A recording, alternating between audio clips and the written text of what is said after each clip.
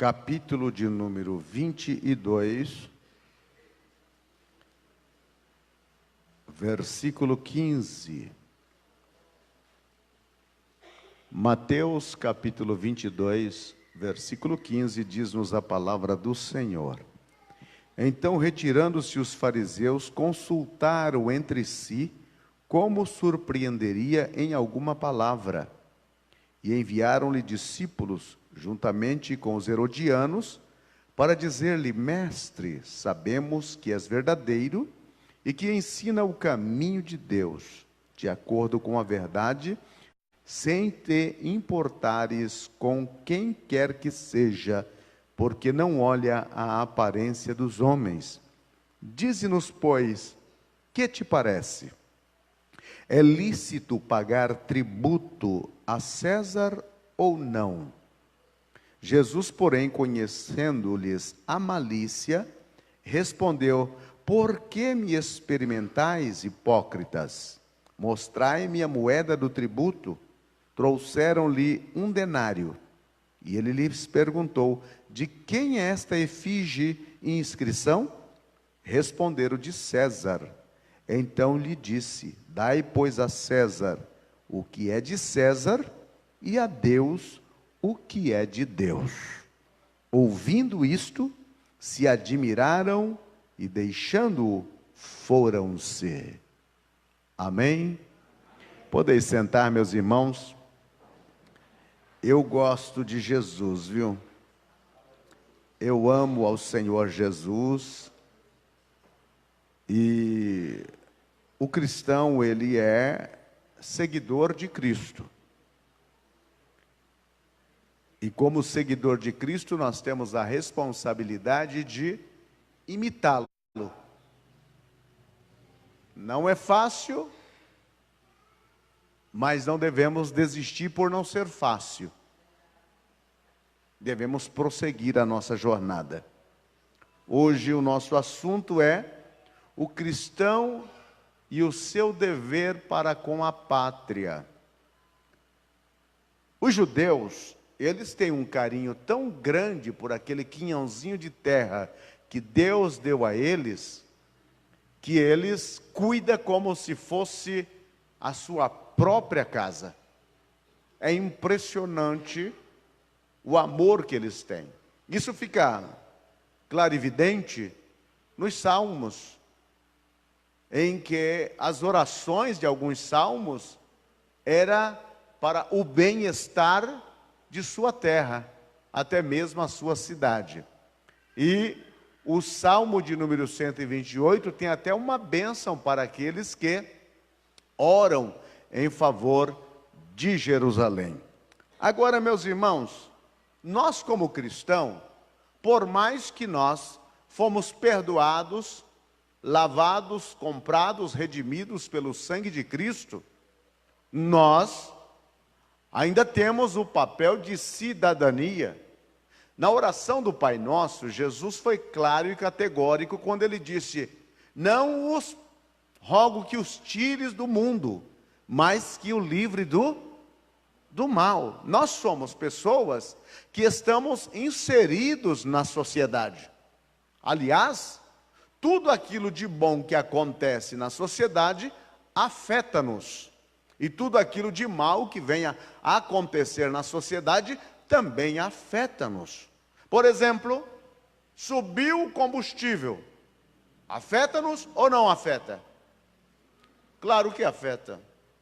Qualquer desequilíbrio que haja na economia da nossa nação, todos nós, por mais que somos crentes, por mais que somos batizados no Espírito Santo, por mais que falamos em línguas e até profetizamos, mas nós também estaremos sendo afetados por esta situação. Nesta interrogação aqui, dos fariseus para com Jesus, eles pensaram que Jesus era um revolucionário político. E eles pensaram: vamos ver se Jesus é contrário a uma ordem estabelecida pelo império. E trouxeram uma questão para Cristo, para acusá-lo, para pegá-lo na palavra. E trouxeram aquela questão dizendo: Senhor, devemos pagar o imposto a César ou não? O que o Senhor disse?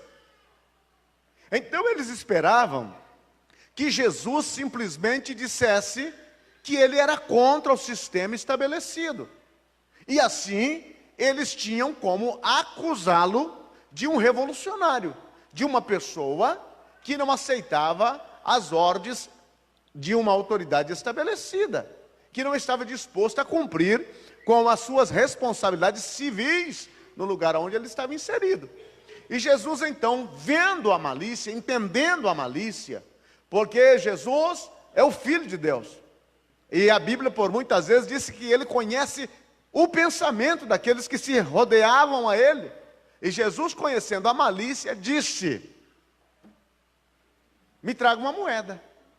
Trouxeram um denário. Um denário era uma moeda que equivalia a um dia de trabalho serviçal.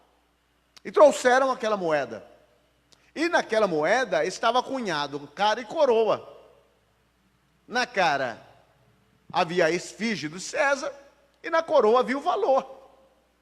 Então ele faz a pergunta: de quem que é essa esfinge ou essa figura na moeda? E disseram: é de César. Jesus então solta a máxima, né? Jesus dá aquela mitada. Dá a César o que é de César e a Deus o que é de Deus. Simplesmente. O que Jesus está dizendo? Eu estou debaixo de um governo humano. E ainda que eu seja o Filho de Deus, eu não vim aqui desrespeitar as leis que regem civilmente a sociedade. Eu vim aqui cumprir a lei, eu vim aqui cumprir a lei do sacrifício cerimonial que se faz no templo. Mas eu não vim aqui ditar uma revolução contrário à ordem estabelecida. E eles saíram com a boquinha fechada. Em outra ocasião, cobraram de Jesus imposto. De Jesus e de Pedro. E Jesus pergunta a Pedro: Simão, os homens estão cobrando imposto dos naturais ou dos estrangeiros? Eles disseram: bom, dos estrangeiros. Logo os filhos, então, da terra estão livres. Mas para que eles não se escandalizem, você vai até o rio, lança o anzol, pesca um peixe, abre a boca do peixe e lá vai estar o dinheiro. Vai e paga o imposto por você e por mim. Então nós encontramos Jesus dando uma verdadeira lição de cidadania. E esta deve ser a nossa tônica também. Nós não somos, irmãos, de maneira nenhuma, nós não somos apolítico, nós não somos acrítico, nós não somos alheio, nós não somos marginalizados, nós estamos inseridos, nós estamos enganjados e envolvidos na sociedade qual nós vivemos. Nós não somos alheios a isso, como Cristo também não era. Muitas vezes, aqueles que nos criticam, dizem que nós somos uns alienados, uns abestados, e eles vão colocando uma montanha de nome. Eu me lembro que houve uma época no Brasil que diziam: os crentes a gente compra com pão e mortadela. Então, era como que dizendo, com um par de sandália, com uma coisa, com outra, dizendo-nos que vendemos a nossa cidadania. E essa tem sido a tônica do mundo. Mas eu quero te dizer, você é filho de Deus, você é cidadão do céu, mas você também é cidadão na terra, representante do reino de Deus nessa terra. Louvado seja o nome do Senhor. O cristão, ele não é um politiqueiro. Não, ele não é um politiqueiro. Ele, meu irmão, não é um oportunista, ele não é um aproveitador, mas ele deve viver dentro dos seus princípios mais elevados e nobres e salutar. ele deve viver assim. Você não é politiqueiro, você não é aproveitador, você não é isto. Você é um filho de Deus. E como filho de Deus, você vai viver no padrão que Deus instituiu para cada filho dele nessa terra. Olha, irmão, o crente, ele não sonega impostos. Ele faz declaração de impostos. E se ele tiver que pagar, ele vai pagar. O cristão, ele não vive enganjado em assistencialismo. Não. Ele pode até ter um período da vida em que as coisas não estão lhe andando bem. Mas quando as coisas melhoram, ele é o primeiro a chegar e dizer, não preciso mais. O cristão, ele não trabalha 6 meses para ficar 4 no seguro-desemprego. Não, esse seguro-desemprego é simplesmente por uma necessidade. Enquanto haver força em você, você está trabalhando. O cristão, ele não forja uma doença para viver pendurado no INSS, encostado, como diz o pessoal. Ele não vive dessa forma. O cristão, ele é uma bênção aonde ele está. Na empresa onde ele trabalha, ele é uma bênção. Ele ora pelo patrão, pela família do patrão, pelos filhos do patrão, pelo bem-estar da empresa, porque ele sabe, se a empresa vai bem, ele também vai bem. Se a empresa vende, ele terá também pagamento. Ele sabe disso. O cristão é consciente dessas situações, e é por isso que o melhor cidadão que há nessa terra é cristão. O resto, 1,99. Claro, meu irmão, que tem um pessoal aí que dá vergonha, e graças a Deus tem uns aí que eu vou dizer uma coisa, irmão. Tem cristão calabancheiro, né? Faz calabaço, é aquela coisa lá. Cambalacho melhor. Eita, nós. Irmão. Maracutaia. Se você não consegue ser fiel, no mínimo, no muito você não consegue. Fidelidade é princípio de vida. Fidelidade é princípio que rege a minha e a tua vida. Não importa, é pouquinho. Seja fiel no pouco, e sobre o muito o Senhor te colocará. Aleluia. Agora, quais são alguns deveres do cristão para com a sua pátria? Já disse a você que você não é alienado, você está inserido aqui. O problema que acontece aonde você está, não só atinge alguém, atinge a todos. Eu me lembro que uma certa feita, vendo um desenho de um barco que estava naufragando, e o pessoal que estava na proa do barco estava desesperado. Mas os que estavam lá na popa do barco diziam, não, a gente não precisa se preocupar, o furo é do lado deles. Irmão, não importa onde você está, se está dentro do mesmo barco, ou na proa, ou na popa, não importa, furou o casco, você vai afundar junto. Então a gente pensa, se o Brasil está em crise, nós estamos em Cristo. Olha, meu irmão, nós estamos em Cristo todo o tempo, mas se o Brasil entrar em crise, a crise também afeta a gente. Quantos crentes que não estavam aí desesperados no posto de gasolina esses dias atrás, querendo um pouquinho de gasolina? Não está em Cristo? Por que Cristo não encheu o tanque? Não está em Cristo? Por que não houve combustível suficiente para você? Irmão, paramos com esses esparadrapos espirituais, aqueles crentes que para ele espiritualiza tudo, até uma formiga. Ele viu uma formiga e diz, não, hoje a coisa vai ser boa.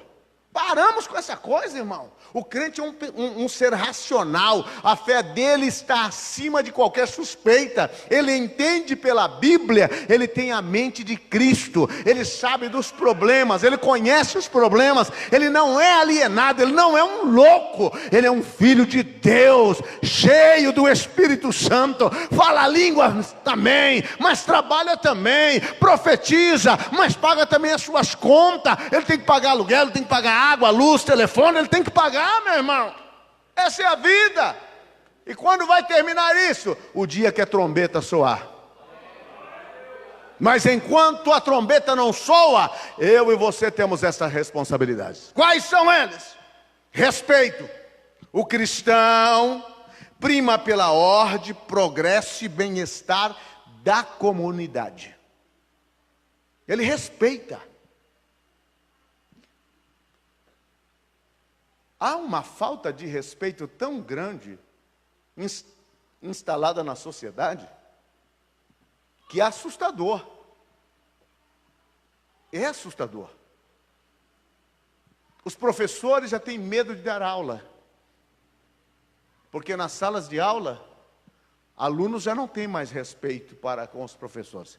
O duro é quando esses alunos são filhos de crente.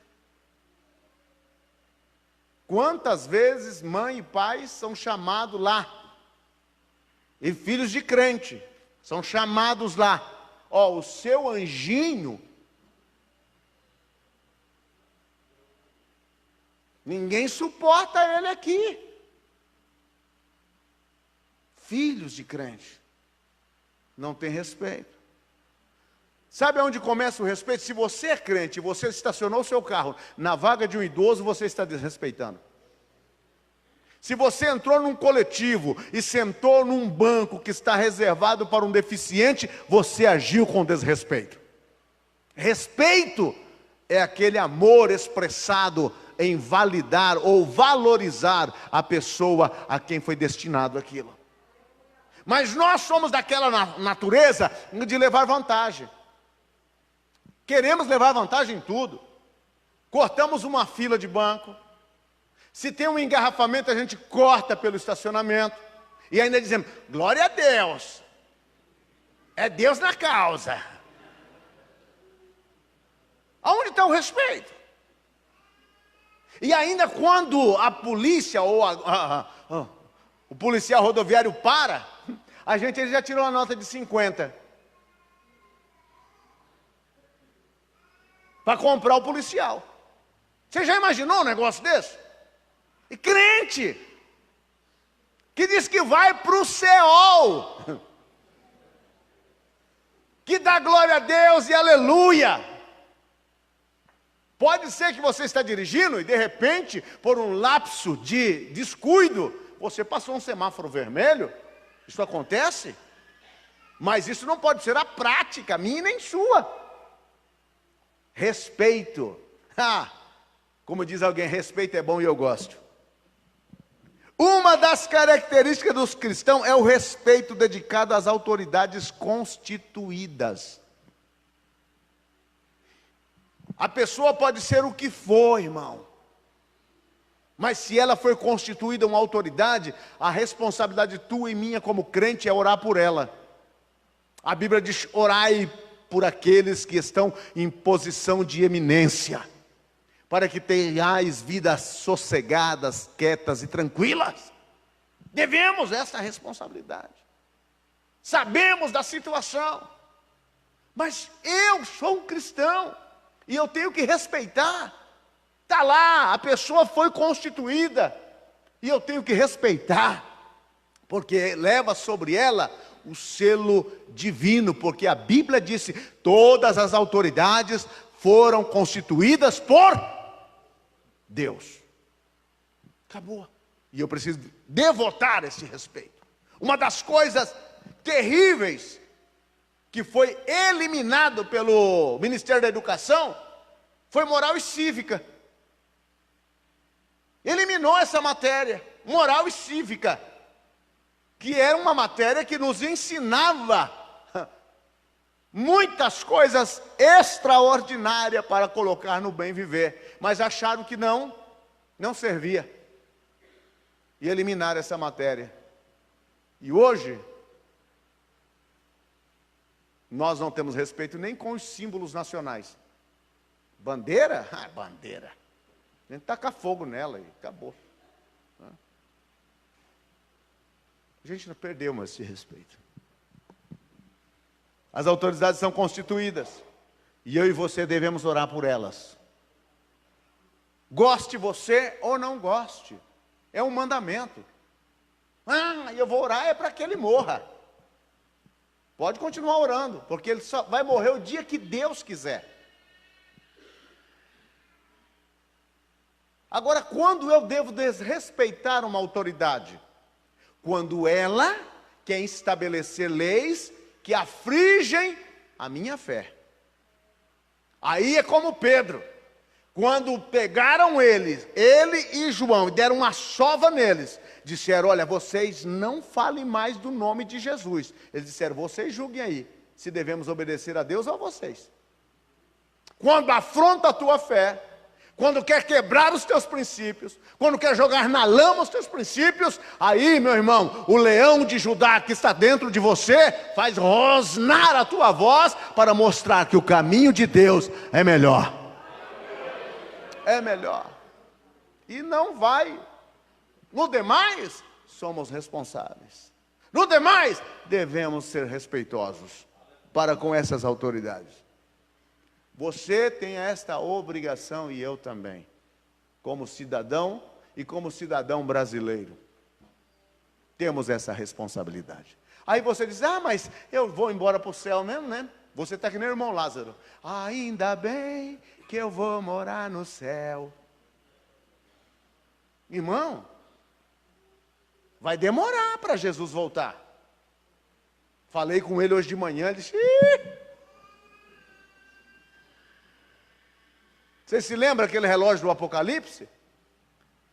São os últimos minutos, minha igreja. Isso eu ouvi nos anos 80, que eram os últimos minutos. Eu acho que faltou pilha naquele relógio do céu, porque até agora ele não veio. E ainda vai demorar, irmão. E enquanto ele não vem, eu e você vamos continuar aqui, nessa terra, servindo a Deus, adorando a Ele e respeitando as instituições que foram instituídas pelo próprio Deus. Aleluia. Outro dever que eu tenho para com a pátria: dar a César o que é de César. Como cidadãos, temos obrigação a serem cumpridas para com o Estado. Dá a César o que é de César. Quais as obrigações, pastor? Todas aquelas obrigações que não são conflitivas com a tua vida bíblica, você deve obedecer. Pagar imposto. Ô, pastor, sim, pagar imposto. Todo mundo paga. Mas sempre tem alguém que quer burlar o imposto. Mas Jesus dá aqui para você e para mim um posicionamento que ele tinha de princípio: dar a César o que é de César. Se todos pagam, meu irmão, eu também tenho que pagar. O brasileiro precisa acabar com esse jeitinho brasileiro de ser, com essa artimanha, com esse demônio que agarrou o coração de todo mundo. Essa lei de Gerson já não serve, irmão. Essa lei de levar vantagem em tudo não serve. Você e eu, como crente, devemos ter os privilégios, mas também devemos arcar com as responsabilidades. E é injusto, pastor. Horas essa, pode ser injusto. Ah, mas eu não recebo nada em troca. Isso não é problema seu. Você tem a responsabilidade de pagar os seus impostos. E não adianta, irmão, sonegar impostos. Se sonega imposto, você está demonstrando que tamanho que é a sua consagração a Deus. Pergunta para Deus se ele sonegaria impostos. Pergunta para Jesus se ele sonegou impostos. Ele pagou imposto. Ah, mas está tão caro. Mas ele pagou. Outra responsabilidade: serviço militar. São responsabilidades obrigatórias. Serviço militar. Eu fui incluído no excesso de contingente, né? Extrapolou o limite. Mas todo jovem de 18 anos, ele tem que prestar o serviço militar. É obrigatório. Outra questão obrigatória: votar. É obrigação sua como cidadão de votar. Ah, mas não podia não existir. Não é? Podia não existir. Mas já que existe, é obrigatório, eu e você, muitas vezes, pelo fato de eu não estar no Brasil e ter acontecido uma eleição e eu não poder votar juntamente com a Francisca, a gente pagava uma multa.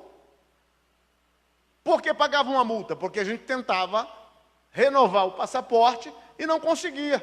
Então você tinha que ir no cartório, pagar aquela multa para poder apresentar lá na Polícia Federal para retirar o seu passaporte. Mas é uma obrigação sua e minha de votar.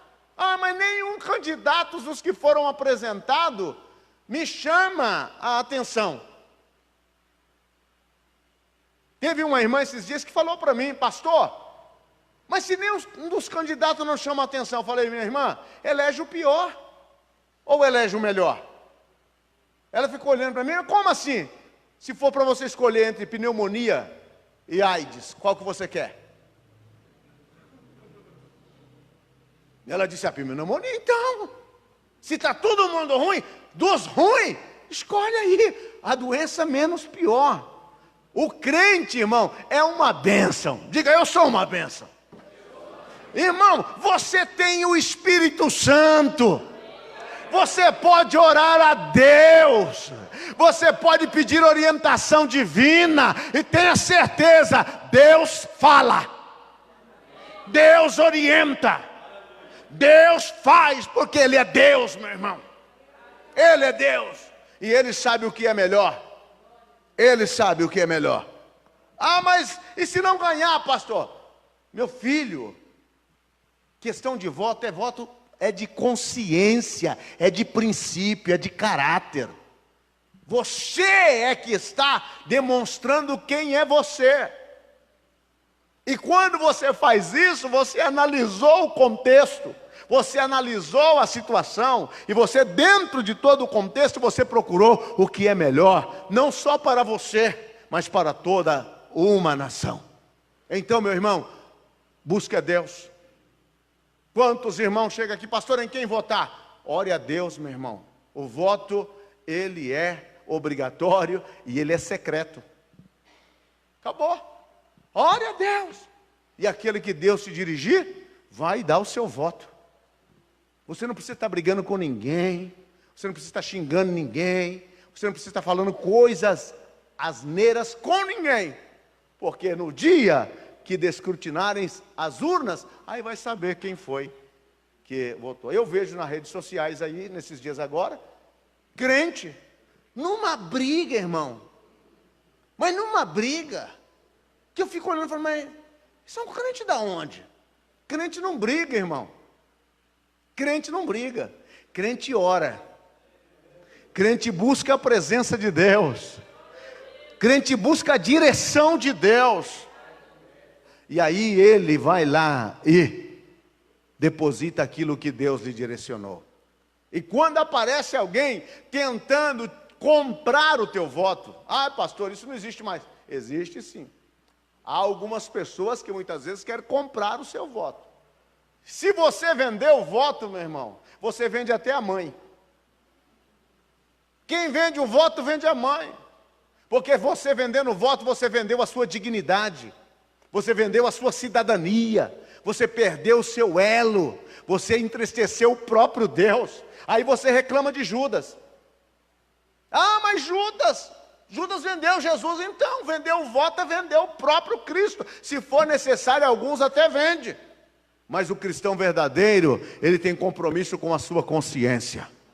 Ele tem compromisso com a sua nação. Ele tem compromisso com o seu povo. Ele sabe o que é melhor para a nação, porque ele tem o Espírito do Santo e a mente de Cristo. Aleluia. Apoio às causas nobres é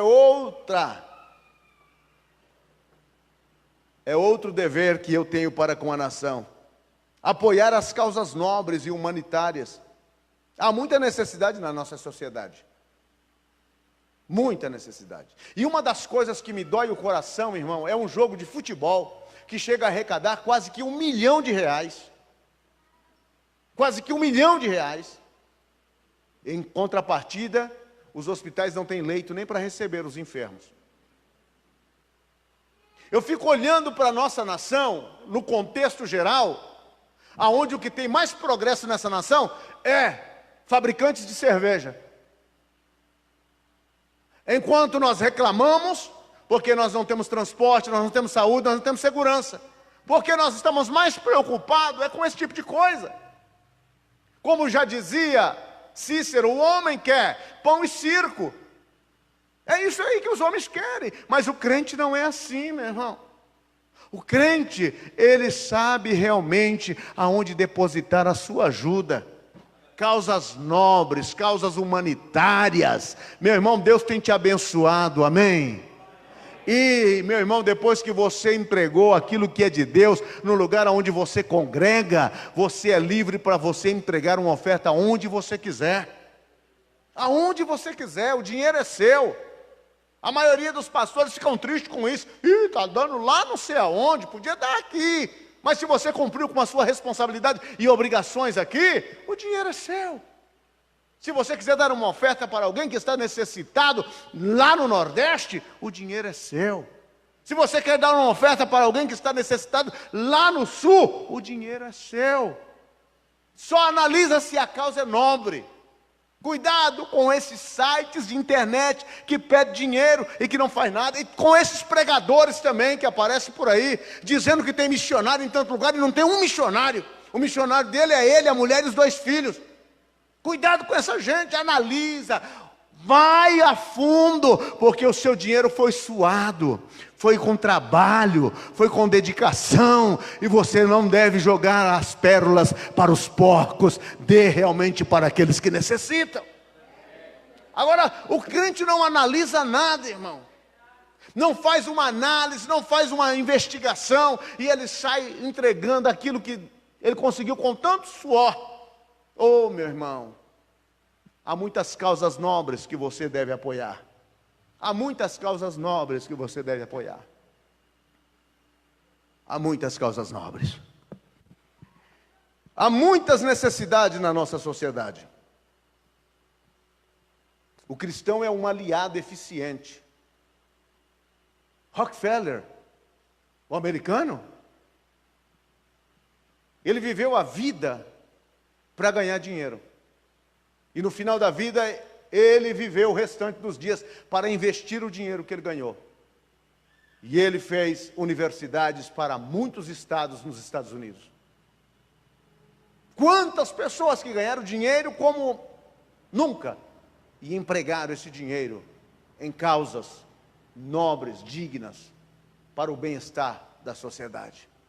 Eu e você, quando Deus nos der, porque até agora está difícil, mas quando Ele nos der, nós vamos ter, né, irmão Nishimura? Graças a Deus. O cristão, ele é um colaborador entusiasta em favor da expansão do Evangelho. Ele é. Ninguém é mais liberal do que os cristãos. Ele é por quê? Porque ele aprendeu um princípio. E o princípio foi, é melhor dar do que receber. Porque quem recebe tem necessidade, de quem dá é porque está dizendo tem abundância. Tem uma abundância. E ele dá, irmão. Quando ele vê uma obra necessitando, ele dá. Ele dá, porque ele aprendeu a ser liberal. E ele é entusiasta em ver a obra de Deus progredindo. Muitas vezes eu fico triste com alguns crentes que eles preferem gastar com pizza do que ajudar na evangelização. Por que Deus está sacudindo a nossa nação? Por que Deus está batendo de um lado para o outro nessa nação?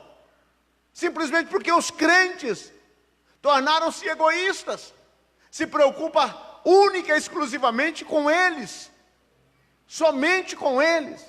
Eu me lembro, irmãos, que nos anos 80 era difícil um crente que tinha um carro, e quem tinha um carro tinha um Fusca, ou então uma Brasília, ou uma Vermaguete. Era o carro que tinha. E Deus abençoou os crentes, irmão. Hoje, se você não chega cedo, você não encontra um lugar para estacionar. E eu vou dizer, irmão, é só ano novo. de 2010 para cima. Não, ninguém quer saber mais de Corcelzinho 2, Fusquinha, ninguém quer esse negócio não. O pessoal agora quer Toyota, quer Corolla, quer Hyundai, quer, aleluia, Vectra. Aleluia. É isso. Só que os crentes deixaram de ser liberais. Eles estão preocupados só com eles. Só com eles, só com eles, só com eles, só com eles. E tornaram-se materialistas. A tal ponto de que essas igrejas estão saindo hoje em cima da costa daqueles crentes que querem ser materialista. É uma verdadeira loteria. Vem aqui, você dá 10 para Jesus, ele vai te dar 1 milhão. Quem não quer um negócio desse? Até a Caixa Econômica Federal faz isso com a Telecena, ou com a Sena, ou com a Mega Sena. Todo mundo faz. Então, irmão, isso é um engano. Qual é o crente consciente? Ele lutou, ele trabalhou, ele suou, ele tem o seu dinheirinho, mas ele sabe que aquilo que Deus deu é para ele compartilhar com aqueles que necessitam também. Aleluia. Glória a Deus. Outro dever do crente, intercessão. O crente tem o dever de orar pelos poderes constituídos. Legislativo, executivo e judiciário. Você tem a obrigação de orar por eles. Ah, mas eu não gosto do ministro fulano de tal. Mas você tem a obrigação de orar. A Bíblia nos recomenda,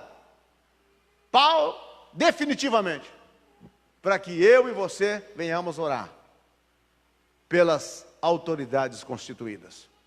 E eles precisam de oração, irmãos. Você não sabe como é o ataque do reino das trevas. Você não sabe como é a luta que Satanás trava para ganhar o domínio de uma nação. Ele batalha com todas as forças. E muitas vezes, essas pessoas que estão no legislativo, eles estão lá e até influenciados pelo próprio demônio para fazerem leis que vão em contra aos princípios da sua fé e da sua vida de prática. E acaba com toda uma sociedade. O que eu tenho que fazer, pastor? Orar, meu irmão. Quebrar a força do diabo através da oração. A oração, irmão, ainda funciona. Ela ainda funciona.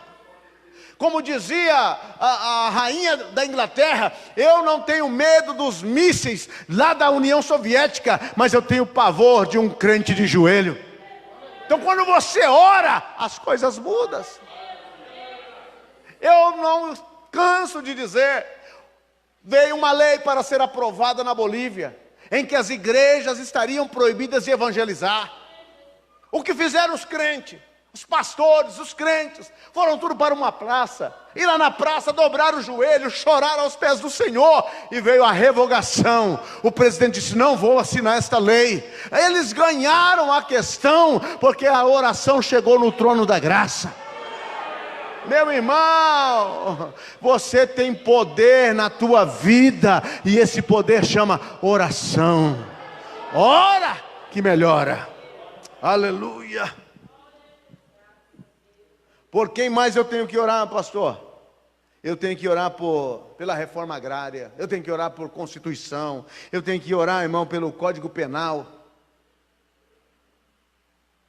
O grande problema nosso de igreja é que nós somos uma igreja que não ora. A gente não gosta de orar, irmão.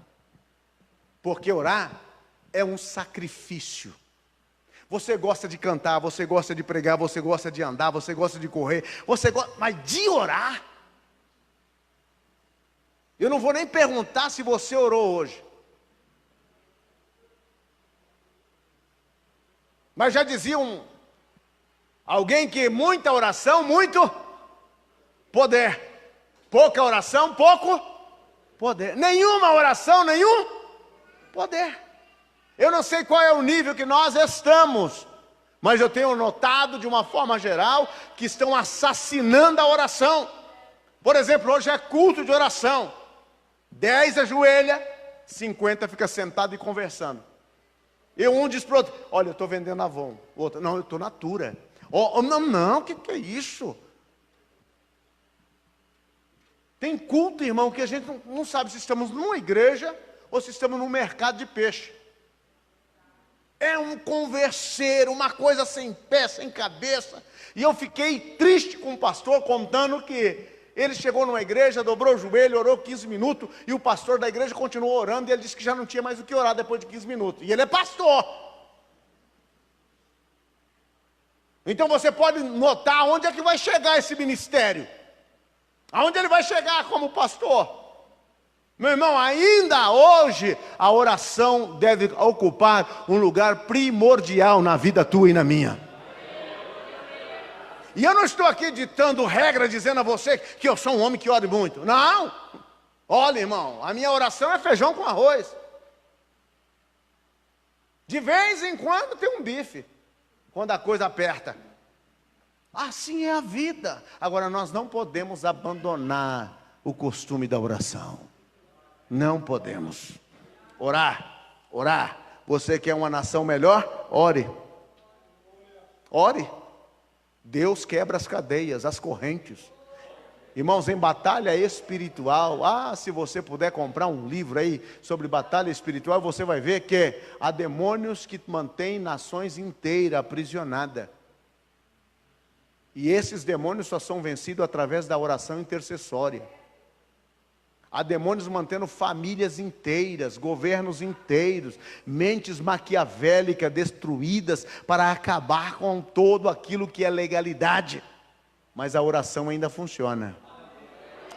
A oração ainda funciona.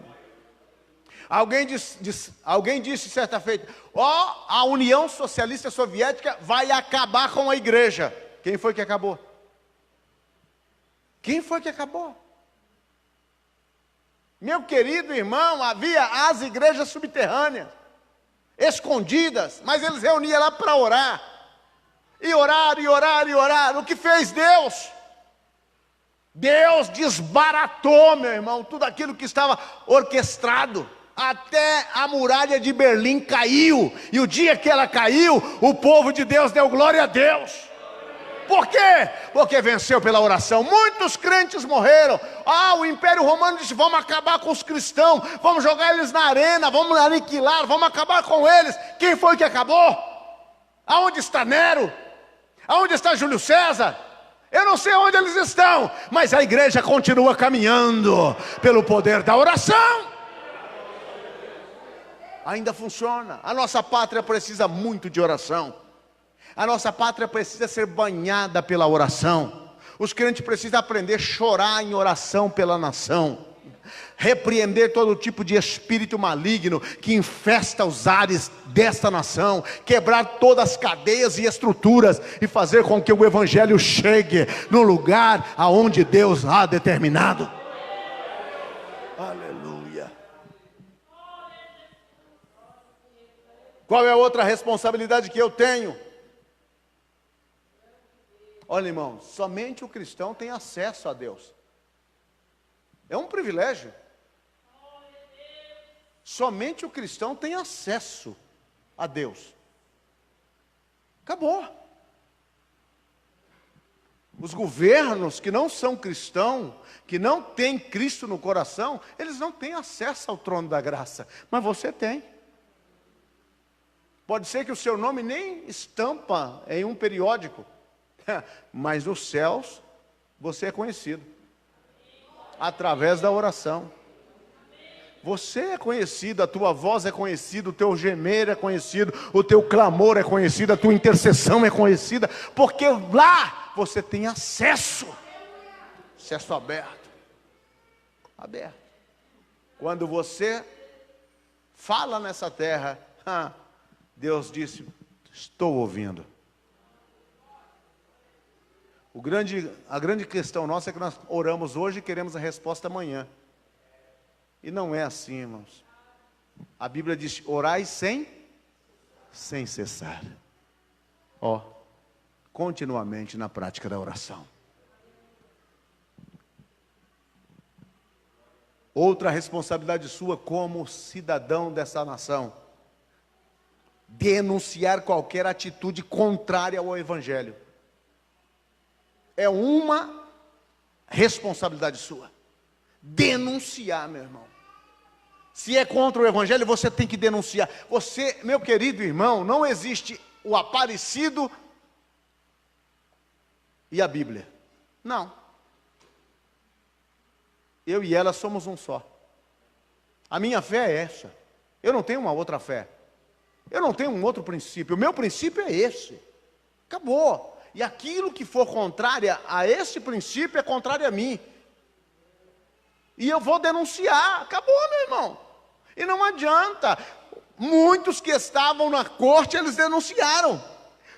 Quando você é consciente do seu posicionamento na nação onde você está, irmão, você faz o inferno tremer.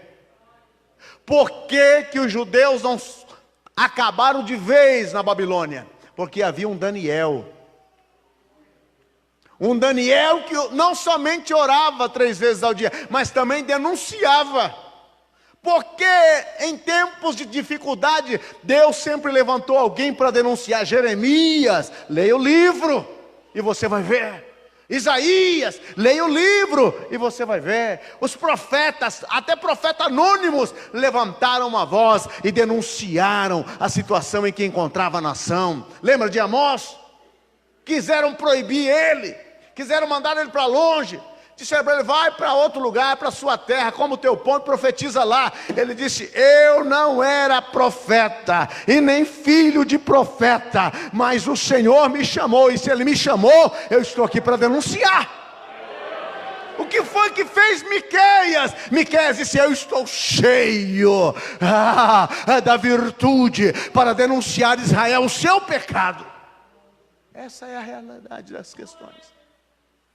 João Batista disse para Herodes, Herodes, não é lícito você tomar a esposa do seu irmão. Você está em adultério. Ele perdeu a cabeça. Tramaram contra ele, mataram ele. Mas ele não se vendeu. Ele não se vendeu. Ele denunciou as práticas abomináveis. E você, como cristão, também tem essa responsabilidade. Tudo aquilo se levantar contra o Evangelho, você tem que ficar firme, meu irmão, e dizer, aqui não. Eu tenho o meu posicionamento. Não vão fazer calar a voz do cristão. Não vão fazer calar a voz da igreja. Alguém certa feita pegou essa Bíblia e disse, este livro arcaico que tem impedido essa nação de progredir, deve ser arrancada dos lares, das vidas. O livro mais vendido, mais querido, mais amado, mais lido, mais estudado. A Bíblia é sagrada. A Bíblia é sagrada. Alguém certa feita começou conversando com Bill Clinton e disse para ele, tal país é melhor do que os Estados Unidos. Ele disse, a Bíblia é a resposta. A Bíblia é a resposta. Aquela nação tem os pilares fundados pelos pioneiros que trouxeram da Inglaterra a palavra. Fundaram aquela nação, tem princípios cristãos ali. E sabe de uma coisa, irmão? O nosso país ainda vai ter uma grande maioria de cristãos nessa nação. Deus há de levantar uma igreja verdadeira, um povo verdadeiro, um povo comprometido com a palavra, cheio do Espírito Santo, cheio de fé, para levantar e dizer, assim diz o Senhor dos exércitos. Eu creio, meu irmão. E quando eu falo de igreja, eu estou falando de igrejas sérias. Não estou falando daquele pessoal que estão aí arrancando o couro das pessoas através de um evangelho que não é o evangelho que salva, mas um evangelho que promete, você já conhece. Criticar, denunciar. Homens como Daniel, Pedro, Lutero, Martin Luther King, foram homens ousados, que denunciaram, meu irmão, que denunciaram. Não vão fazer calar o povo de Deus. Podem lutar o que for, podem trabalhar o que for. Eu e você temos responsabilidade com a pátria. Eu e você temos responsabilidade com a pátria. Esses dias atrás estava vendo uma reportagem que a ONU dizia que levar a criança na igreja era a quebra dos direitos humanos. Aí alguém postou embaixo perguntando, e levar na balada? Aí pode. Irmãos, há uma inversão de valores estabelecida. Jesus breve virá buscar a igreja, mas enquanto Ele não vem, eu e você temos deveres. Temos deveres. Fiquem em pé, por favor. Nós vamos orar pela nossa nação nesta hora. Eu não sei o que vai acontecer daqui para frente, mas a minha responsabilidade e a sua é orar pela nossa nação. É pedir pelo nosso povo. É pedir pela nossa nação, pelas autoridades constituídas. Não são os melhores, mas nós temos a obrigação de orar. Curve a sua cabeça, feche os seus olhos. Senhor nosso Deus e Pai que estás nos céus, em o nome de Jesus, o teu Filho santo, bendito e amado, é que viemos diante da tua presença nesta noite, Senhor, agradecidos pela oportunidade que o Senhor nos deu de um dia conhecer a tua palavra e conhecer o teu Filho, e por ele ser salvo, liberto do pecado e da maldade, e ser filhos da luz nesta terra. Pai, nesta noite, juntamente com a tua igreja aqui reunida, o povo da Assembleia de Deus, o povo de Deus, Senhor, clama em favor desta pátria, como filhos desta terra. Nós estamos orando e pedindo, Senhor, que a tua boa mão, uma vez mais, se direciona, Senhor, assim para a nossa nação, Senhor, e que tudo aquilo que está atando a nossa nação, ó Deus, nós queremos nesta hora repreender pela autoridade do nome do Senhor Jesus Cristo, todo espírito das trevas, todo espírito do engano, da mentira, todo espírito do pecado, de libertinagem, tudo aquilo que é contrário aos princípios sagrados da tua palavra, Senhor. Nós nos levantamos agora na autoridade do nome do Senhor Jesus Cristo e te pedimos, comece a quebrar as cadeias, comece a quebrar os grilhões, comece a quebrar as algemas, Senhor. Arranca o nosso povo do cativeiro, arranca a nossa nação do cativeiro. Meu Deus, oramos e pedimos e concordamos que a tua bênção, a tua graça seja derramada na vida da igreja e na vida da nossa nação. Que dias melhores venha, Senhor, que a tua graça se manifeste, meu Pai, que o teu poder chegue de uma forma grandiosa, Senhor, que não seja mais o sangue dos nossos cidadãos correndo pelas ruas, mas que seja a tua glória descendo de rua em rua, de bairro em bairro, de cidade em cidade, a tua palavra percorrendo e alcançando os corações, meu Senhor. Que não seja a população carcerária a crescer, mas seja, Senhor, os convertidos na tua casa. Multidões, multidões, multidões. Nós clamamos agora, nós pedimos agora, Senhor, multidões venha ao conhecimento da tua palavra. Senhor, repreendemos os demônios, a mente maligna, repreendemos agora o espírito devastador, espírito de mentira, espírito de libertinagem, desgraças que vêm de lá do centro do inferno, como projetos para acabar com a nossa sociedade. Nós nesta noite, Senhor, não admitimos. Nós nos levantamos como povo de Deus e arropados no sangue de Cristo, vamos contra todo principado e potestade das trevas, pela autoridade do nome do Senhor Jesus. Oh, Sharabakama Namashori Andarai.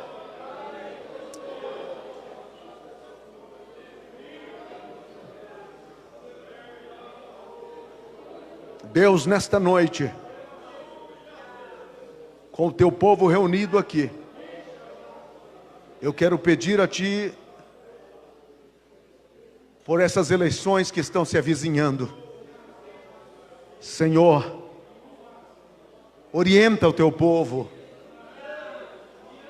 Espírito do Senhor, fala com os nossos líderes,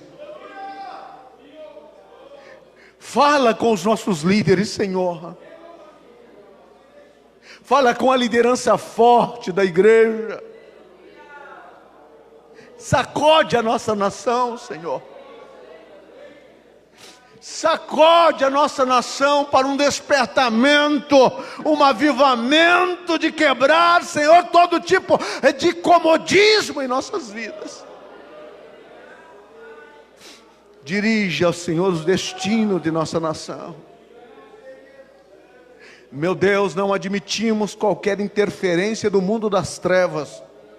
Fechamos todas as vertentes, começando na nossa casa, na nossa cidade, no nosso país. O Brasil é do Senhor Jesus, de norte a sul. Oh, meu Senhor,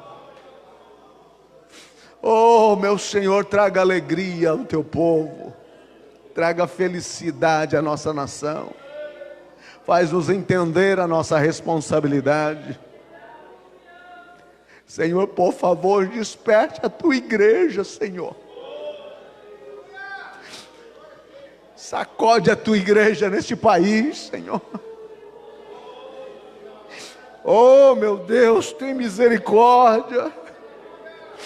Os nossos irmãos que estão em cargos de eminência, meu Deus, sê com eles, aonde eles entrarem, Senhor, haja a Tua proteção, aonde eles pisarem, Senhor, esteja com eles. Meu Deus, nós Te pedimos hoje, abençoa o Brasil, abençoe a nossa nação, Senhor. É o nosso pedido em nome de Jesus.